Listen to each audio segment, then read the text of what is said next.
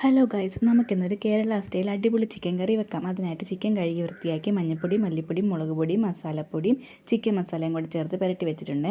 ഞാൻ കാച്ചിന് ഉറക്കാൻ പോയ സമയത്തിന് അമ്മ വെളുത്തുള്ളി, ഇഞ്ചിയും സവോളയും തക്കാളിക്കയും പച്ചമുളകും കരിയാപ്പിലയും എല്ലാം കൂടി ഇട്ട് വഴറ്റിയും വെച്ചിട്ടുണ്ട്. പിന്നെ കറിക്ക് ആവശ്യമായിട്ടുള്ള മഞ്ഞൾപ്പൊടിയും മല്ലിപ്പൊടിയും മുളക് പൊടിയും മസാലപ്പൊടിയും എല്ലാം എടുത്ത് വെച്ചിട്ടുണ്ട്. ചിക്കൻ ചെറുതായിട്ടൊന്ന് വാട്ടിയിട്ടാണ് വെക്കുന്നത്, അന്നേരം നല്ല ടേസ്റ്റാണ് കറിക്ക്. അല്ലാതെയും വെക്കാം, ഞാനിങ്ങനെയാണ് വെക്കാറ്. ഇങ്ങനെ ഒന്ന് വാട്ടിയെടുക്കുമ്പോഴത്തേക്കും നല്ലൊരു ടേസ്റ്റ് വരും കറിക്ക്. പിന്നെ ആ സവോളയൊക്കെ ഒന്നും കൂടി ഒന്ന് മൂപ്പിക്കാൻ വേണ്ടി വെച്ചിട്ടുണ്ട്. എന്നിട്ട് സവോളയൊക്കെ എല്ലാം ഒന്ന് മൂത്ത് വരുന്ന സമയത്തിന് നമ്മൾ പൊടികളെല്ലാം കൂടെ ചേർത്ത് നന്നായിട്ടൊന്ന് വഴറ്റിയെടുക്കണേ.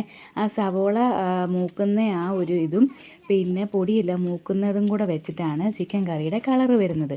ചിലപ്പം ചിലർ വെക്കുമ്പോഴത്തേക്കും ഇങ്ങനെ ചുമന്നിരിക്കത്തില്ല. അത് ഈ പൊടിയുടെ മൂക്കുന്നതിൻ്റെയും സവോളയുടെയും വ്യത്യാസം കൊണ്ട് വരുന്നതാണ്. അപ്പം നന്നായിട്ട് മൂത്തിട്ട് പൊടി മൂത്ത് കഴിയുമ്പോഴത്തേക്കും നല്ല കറുത്ത കളറ് വരും. എന്നിട്ട് മൂത്ത് കഴിയുമ്പോഴത്തേക്ക് നമുക്ക് ആവശ്യത്തിനുള്ള വെള്ളം ഒഴിച്ചു കൊടുക്കണം. വെള്ളം ഞാൻ സവോള പൊടി മൂപ്പിച്ച പാനിലോട്ട് വെള്ളം ഒഴിച്ചുകൊണ്ട് കേട്ടോ വെള്ളത്തിന് ആ കളറ്. എന്നിട്ട് ആവശ്യത്തിനുള്ള ഉപ്പ് ഇട്ടിട്ട് നമുക്കത് കരിയാപ്പിലയും കൂടി ചേർത്തിട്ട് അടച്ച് വെക്കാം. അടച്ച് വെച്ച് കഴിഞ്ഞിട്ട് നന്നായിട്ട് തിളച്ച് വരുന്ന സമയത്തിന് വറുത്ത് വെച്ചിരിക്കുന്ന ചിക്കൻ എല്ലാം കൂടെ ഇട്ട് കൊടുക്കണം. അപ്പോൾ ചിക്കൻ ഈ രീതിയിൽ വെച്ചിട്ടില്ലാത്ത ആരെങ്കിലുമൊക്കെ ഉണ്ടെങ്കിൽ ഇങ്ങനെയൊക്കെ ഒന്ന് വെച്ച് നോക്കണം. നല്ല ടേസ്റ്റാണ് കേട്ടോ. ഇത് പെട്ടെന്ന് തന്നെ പാത്രം കാലിയാക്കും, അതുപോലെ ടേസ്റ്റാണ്, നല്ല കളറും ഒക്കെയാണ് കേട്ടോ.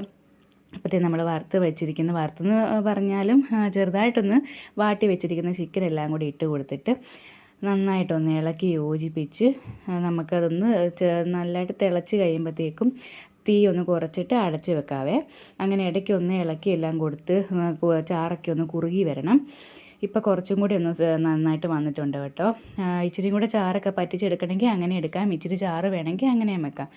നല്ല ടേസ്റ്റാണ് കേട്ടോ. ഇങ്ങനെയൊന്ന് വെച്ചിട്ടില്ലാത്തവരെല്ലാം ഇങ്ങനെ വെച്ച് നോക്കണം.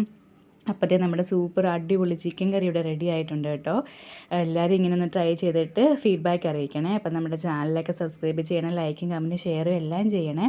കറി ഇഷ്ടപ്പെട്ടെന്ന് വിശ്വസിക്കുന്നു. Thank you. അടുത്ത വീഡിയോ ആയിട്ട് ഉടനെ വരാം.